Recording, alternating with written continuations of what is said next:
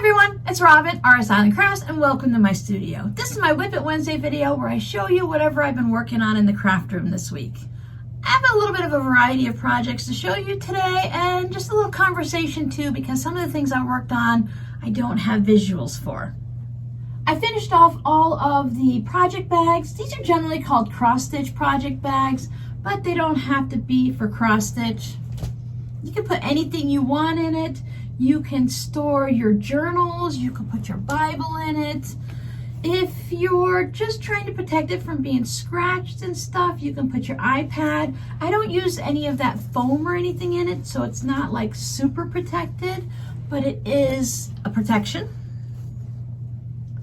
Everybody's finished.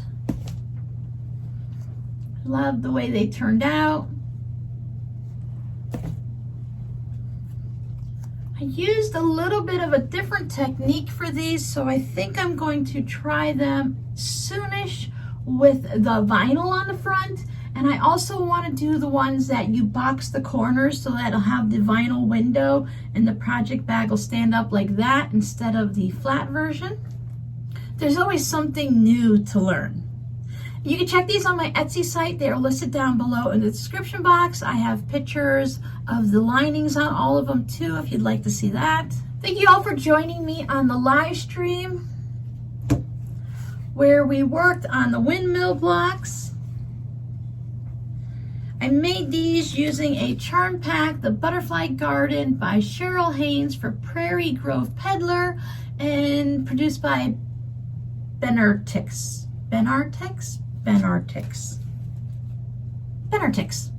Sometimes if you say it faster, it's easier to say. I wanted to show a 9.5 inch block since that's a basic standard block. But before the live stream started, when I went on a little bit earlier, we were discussing the actual charm square, that if you cut it in half and use 2.5 inch strips, this block uses 2.75 inch strips. So if you use the 2.5 inch strips so that you got 2 from each charm pack, and you don't have this bit of waste, you can make an 8.5 inch block. Now an 8.5 inch block is fine if you're gonna make the entire quilt with it. Sometimes it's easier to put a 9.5 inch into a quilt if you're using a variety of blocks, but you have either version and it works really great. I do have this one leftover piece and I do have these left. So I'm not 100% sure yet if I'm going to leave these as is. I was hoping to make a sewing machine mat with these. So I'm gonna let the brain simmer on this for a little bit and see if I'm gonna use them as is or if I'm gonna be totally crazy and get out the seam ripper and make those into the 8.5 inch blocks to match everything else. That way I can use up things or trim them down to whatever size these make. You are seeing this after the 4th of July. I hope you guys had a great 4th of July for those of you that celebrated it here in the US. And I hope the fireworks weren't too bad for those of you and for those of your pets that just don't handle fireworks too well. I'm recording this Sunday morning, so I haven't seen the 4th of July happen yet. There were some fireworks last night in my neighborhood, but they were the really annoying kind. And not because they were louder and just crazy and everything, but I would be sitting in my chair just knitting on a project and watching TV, of course, and the fireworks go off. And I'm like, okay, a couple of them went off, no big deal. Then I'd hear more go off. So I'm like, okay, I'll go out the front door and see, the amazing fireworks. And as soon as I got outside, they stopped. And I stood out there and I stood out there and I wasn't very patient. Then I came back in, I started knitting again, and 10-15 minutes later, the fireworks would go off again. So I'm like, okay, not that I ran to the door because it's only like 12 feet away, but I hustled out the door. I had it locked and everything, so you have to unlock the door, get out there, and they're all done. So it's like they were setting them off and then taking time to set up some more. Or maybe it was this house only setting off 4. And then later this house set off their handful. I don't know. We've been having a lot of rain into the darkness of the hours, and fireworks are really expensive this year. They're always expensive, but this year they're extra expensive. The people at the fireworks stands even went on the news and said they're very expensive this year. So if they're going to admit to that, then it's pretty bad. So maybe people are just holding off until the 4th of July because they didn't buy as much as they usually do. All of that to show you my July birdie stitches block. Get up nice and close so that you can see the metallic thread that I used in my fireworks. And there's my red and blue birdies, and they have their little sparklers that they're holding. I made silver handles for them. I think I'll do the red sparkler for the red bird so that the red is over the blue and then the blue will be over the red. If anyone's worked with metallic thread, you know how difficult and annoying it can be. The silver and the gold weren't too bad, but the blue seems to be pretty thin. I have it doubled up, and then I'm doing the back stitch, and then I'm like looping in and out of it. I think it's called the woven back stitch, just to make it pop out a little bit more. So I want those red and blues to really pop. I was doing every other little sparkle strand to be, red and blue, but then when I set it down and picked it back up, I really wasn't paying attention, and I have 3 blues. So then I'll do 3 reds, 3 blues, and then I have every other in that area, mix it all up. Just something to make it look like it's naturally happening that way and not that Robin wasn't paying attention. I've made it to a point with my project with my patrons that I want to show you guys how beautiful this is. This is Love Blooms. I'll put a link down below in the description box to the pattern. It's got the bias stems, and then I'm using fusible applique. I'll machine stitch it down. I have 2 random hearts that are sitting over here that actually belong there. I just haven't finished them yet. We still have a little bit of time to go on this because it needs borders and quilting and all that. But I love how it's turning out. You probably won't see this again now until it's actually finished. I've been trying a new little schedule routine for myself. Monday through Friday, I do the work stuff. I do the YouTube, and I do different things with Patreon and the videos and comments and all of that stuff, trying to keep up and get ahead on all of that. And then on the weekend, I have my free time. Now for me, my free time, I am sewing things for the Etsy shop. This is what I worked on last weekend, and it carried over a little bit into the week, but I'm trying to keep my weekends to be away from actual video type stuff. Unless I choose to. Like I'm recording this Sunday morning because I know with the holiday coming up and I have a doctor's appointment this week, it's going to change my weekly schedule, and I just want to have this done and ready to go. Plus that allows me to put all of this stuff away. These can all go into the shop container, and I don't have to worry about them maybe getting fiber fuzz on it from everything that I've been doing this weekend.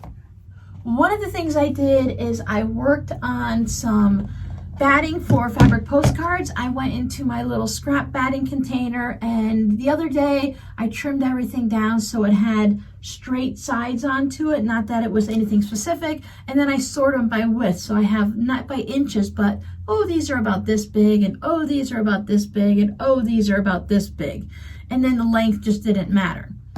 And then I went through and I did the Franken batting. Now for the fabric postcards, I really don't mind if I mix the battings up. Like that one has this little beige one. The beige Warm Company cotton batting, what is this? I think it's called the Natural. It's a little bit fluffier than the white. This white one is a really thin one. These are left over from when I had it on a big giant roll of batting, and this is what I've been purchasing off Amazon.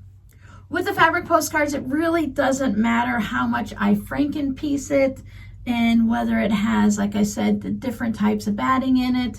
Even if it was a little bit thicker and thinner and it was noticeable, the way I make my fabric postcards, it doesn't really matter. And it's just, oh look, I even have some regular pieces. It's just a fabric postcard. It's not a quilt that you're going to be covering up with or laying on that you're going to feel it. Plus, if I do a whole bunch of quilt as you go quilting type stuff on it, you're really not going to notice. So I have 50 of these ready to go. I like to have actually 50. It just happened to work out that way, but I like to have 50 pieces of batting ready to go. I have, I think, a handful of ones that I want to work on today. One of the other things I worked on is I've received a couple very generous boxes of scraps from a couple of you lovely people. Thank you so much when you want to share your scraps with me. It's kind of fun to try to figure out what projects y'all have been working on. So someone has made a pirate quilt, whether, I was gonna say recently, but whenever. So I have scraps from their pirate quilt. Some of them are squares, some of them are long strip sets and stuff like that. So that was fun to see. Somebody's been making boxer shorts or just regular like play shorts out of the cotton fabrics that we use, the quilting cottons. So I could tell by that because I received one pair of unsewn boxer shorts. And then I know, because I've made them before, I know what the cutout looks like. So sometimes when you hold up the piece of scrap that they give me, you'll have certain cutouts. So you know, like, okay, this was a bib and this might have been a burp cloth. I can see where someone was making masks and stuff like that. So it's like, this is the fly part that someone cut out for the short. So it's kind of fun to see what you guys have been working on. But in that scraps, I found something and I put it in my fabric postcard bucket, because these must have come from some type of maybe a panel or someone just cut them out. I'm not really sure, but they are perfect for working on Christmas fabric postcards. And they are the perfect size for a fabric postcard. So I wouldn't even have to really do anything else to it. It's just this really fun fabric. And I'm guessing that it's a panel because when I look at them, I can deduce, because I can see the little cutting line and there's a little bit of white left over there. Some of them have a little bit of red on the green. So it's really easy to tell. Plus, I mean, it just kind of makes you think that that's what it's going to be. So I am saving the best for last. This is the first one that I saw when I pulled it out of the container. Look at that. Isn't Santa just so cute? So if you're going to receive a fabric postcard from me for Christmas, that could be yours. I want to start working on my Christmas fabric postcards in between other ones so that I don't wait to the very last minute and have a whole bunch to make. I'd also like to make some more for the holidays, because what I was thinking is, I don't know if anyone's interested, but I'm going to put a fabric postcard club into my Etsy shop. And what that is I haven't decided exactly 100% on what you'll receive, but maybe one club could be one fabric postcard a month for 3 months or 6 months or for 12 months. Maybe you just want to have a holiday one. So maybe you'll receive so many holiday ones, and I would list out the holidays. Like maybe you'll get a Halloween, a Thanksgiving, a Christmas, and an Easter or something like that. Or maybe you want to have birthday ones, so you can choose like 5 people and I'll mail them a happy birthday fabric postcard. Things like that. I just have to iron it out, and I have to make some fabric postcards to have examples to show in the Etsy listing. So that is on my list. I'll probably put that down for next weekend, and something I can work on throughout the week. But before I could do it, I had to have the batting cut. Now I will use a full piece of batting, as you saw in here. So when I do my tote bags and zipper pouches and stuff, sometimes I'll buy like a twin set or a crib size set of batting, and there might be a strip that just goes down the side. And sometimes I get lucky and it's like 7 inches. So it's perfect for my 4.5 by 6.5 inch fabric postcard. So I don't mind cutting that up, but I'm not gonna take, normally I won't take like a twin size piece of batting and just cut it into fabric postcards, unless I need to make 50 fabric postcards, and then it's easy just to go ahead and cut it all up. So with those Santa Claus scraps and all the other ones that I talked about with the boxer shorts and the masks and stuff, I just dumped the box here on the table and I started sorting it out. Sometimes when you send me a little package or something like an envelope of scraps, it's very specific and you might have it all organized a certain way. And that's because that's how you have your stuff set up. And then others of you like to pre-wash your fabric, so it'll come pre-washed with some fuzzies on it. Or you might just have, like I have a laundry basket in the other room that's just full of scraps. I haven't sorted through them yet. They're not neat and organized. They're not pressed and ironed and nice and flat. They have weird angles to it and everything. So I just need to process and sort through those. So sometimes I get them like that, and sometimes they come in nice, neat piles. So the nice, neat piles are quick and easy. I open them up when I'm thanking you guys, I'm going through it, and I put it away right away. And there's a difference between a small little envelope versus you know, a next size up box. When you receive something like this, you can fit a lot of scraps in it, and it does take a little bit longer to sort. So I dump my box out and I sit there and I just like, okay, here's a green, here's a red, here's some yellow, and I just laid it all out here, pushed my sewing machine away, and just sorted it that way. So I did that this weekend. I'm going to have to vacuum in here. My shirt is kind of fuzzy. My cutting mat needs to be cleaned because there's just little bits of fuzz everywhere. When you're handling scraps, you get fuzz everywhere. Now don't worry, I didn't make a nice, neat, clean put away of all those scraps, or improper English sentencing there, but you know what I mean. Some of them I pressed them and I trimmed off some of the weird little pointy angles just so that they're ready to use and everything. Nice neat pile, and I stuck them in a basket in the other room because I haven't figured out what to do with the novelty scraps. I have my colors sorted, that's great. I have some strips sorted, and the things that I know that I want to make like project bags and zipper pouches out of, I put those little bits there for fabric postcards and whatnot. But when it comes to a piece like a 10 by 10 square of Winnie the Pooh, where does it go? I can do yardage, I can do fat quarters, but I just haven't figured out how to properly store that other than having a nice size basket and just layering it all in. And then when I want to find something, I have to, you know, dig through and see what's in there. I just haven't figured out a good system for me yet for that. And there may not be a system. It may just be, here's a basket and there you go, have fun. You never know what you're going to find when you're sorting through that way. So I have my checklist of things that I need to keep working on, so I'm going to let you guys go. Your scrappy word for today is basket. Do you just throw all your scraps into a laundry basket and then figure it out as you need it and dig through it? Or maybe you have one of those Rubbermaid bins.